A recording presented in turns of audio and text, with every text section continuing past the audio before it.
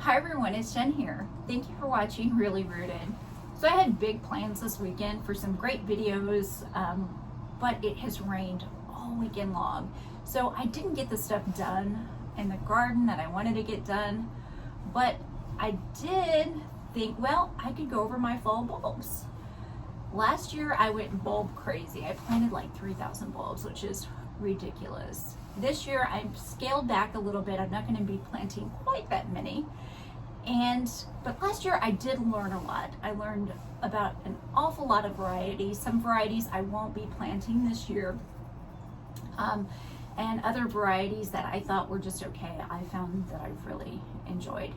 So the first one I want to go over with you is the daffodil. Now, I used to think the daffodil was pretty boring, but it's not. It really isn't. So the yellow ones, yeah, they can be a little bit plain, but look at this white and orange color, and that one's called the Sempre Avanti. I'm probably pronouncing that incorrectly, but I'll put that on the screen at the end of the video. The great thing about daffodils is they're reliable. If this is your first time planting fall bulbs, daffodils are the bulbs for you. They're very reliable, and they also come in a double that looks more like a rose. They come in these beautiful colors: white, yellow, orange, tangerine, pink. So just because you see the yellow daffodils doesn't mean that that's the type of daffodil you have to grow. There's many options out there. Now, I've been buying my bulbs from Longfield Gardens. I get these packets from Costco for about $12.95, or maybe it was $13.95. But 50 bulbs for that price is a good deal. And also when I order online, I do order from Longfield Gardens just because I know I'm going to get a good quality bulb. Last year I did order some bulbs I did buy some bulbs from some discount stores, and some of them performed well and some of them didn't perform at all. But if I'm going to put the work in, I want to make sure that the bulb's going to bloom. If I've planted it in the right place, and I did have some that didn't bloom because I didn't plant them in the right place. But if I planted them in the right place and they didn't bloom and I got them at a discount store, then chances are it was the bulb. So get good quality bulbs. Another great thing about the daffodil is these do okay in partial shade. So you don't want to plant them in full shade, but they'll do well in partial shade. And look at these colors. Look at these vivid colors. And then again, the doubles. I mean, there's just many different varieties. So when you think about daffodil, don't just think about the yellow plain daffodil.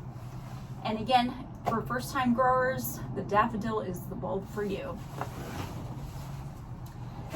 Next on my list, and last year was my first year growing tulips. But they didn't perform like I thought they would. Part of that is I live in zone 7B, and we really didn't have a cold winter like we should have. So if you live in a warmer climate, you probably want to refrigerate your bulbs for around 12 weeks. And that will just give them that cooling time to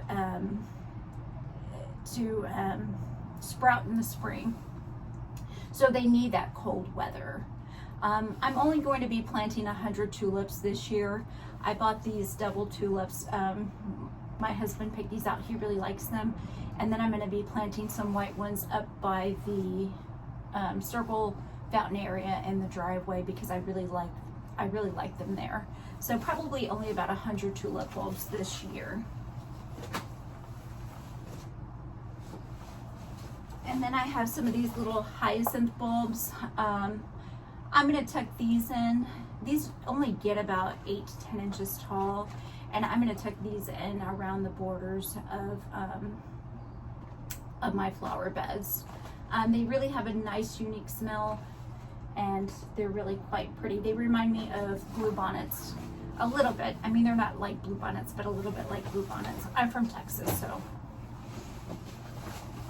there you go. My favorite bulb last year was the Pinball Wizard Allium, and these just did really, really well.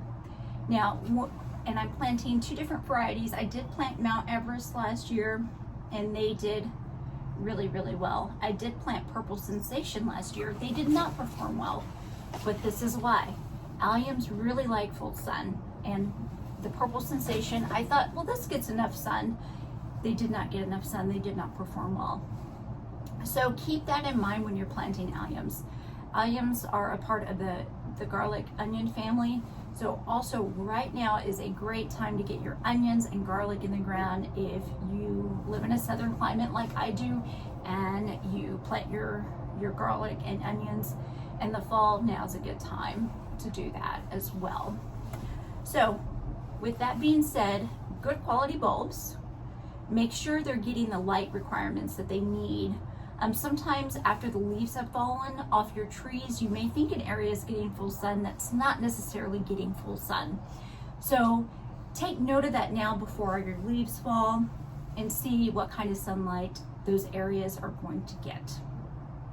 Now, also, I did plant quite a few bulbs, crocus mainly, where they were competing with grass. And when my husband went in to weed eat, he took them all out, a lot of them out. So you want to plant your bulbs in a space where they're not competing with grass, or you're not going to have to get in there and pull out the grass. Otherwise, it's just going to look sloppy, and you're going to have a hard time making that area look clean and neat.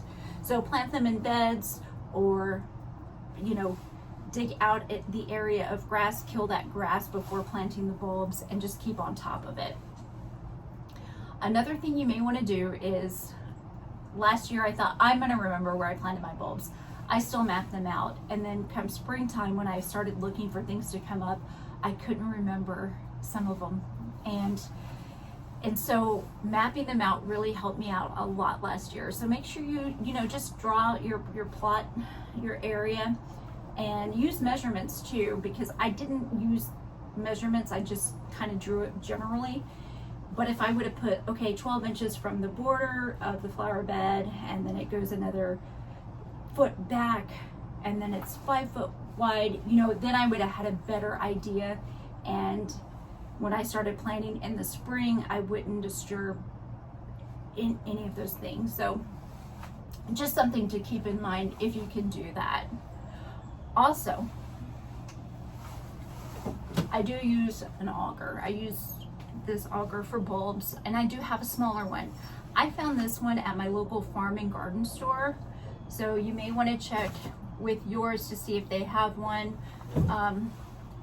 The drill, this is important.